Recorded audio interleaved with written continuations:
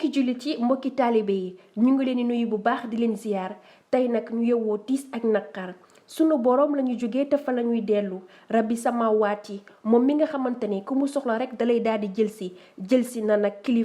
kilifa gu am diine ak lislaam Serigne Cheikh Jëmb Fall xalif général des Baye Fall moo wàcc liggéey démb ci talaata fanweeru fan ak benn ci booru 22h lañu jot xibaar bu metti bu tiis boobee dal ci umma islamique bi yépp ñii ne moo ngi gane àdduna 1921 ñii ne 1926 ay ñu jàpp ne rek am na juróom-ñeent fukki at ak juróom wala téeméeri at doonoon doomu Serigne Moustapha Fall taawu maam Cheikh Ibrahima Fall Serigne Cheikh Jëmb Fall moo nekkoon juróom-ñaareelu xalif général des Baye Fall wuutu woon ki nga xamante ne mooy Serigne Modou Aminta Fall niki 2006 te woon njaboot gi ànd ak ñoom di liggéeyal ku tedd gi Serigne Touba Mbacke liggéey ba mën na Serigne Cheikh Jëmb Fall woy ji na boromam ñu denc ko démb ci guddi ci ay 0h jàpp 1h du matin mbooloo mu takku teewe woon ko ak ay zikkaar waaye ay jooy ndax xol bu fees loolu ñu koy ñaanal yàlla yokk ab leeram Pexx TV mu ngi koy jaale umma islamique bi yépp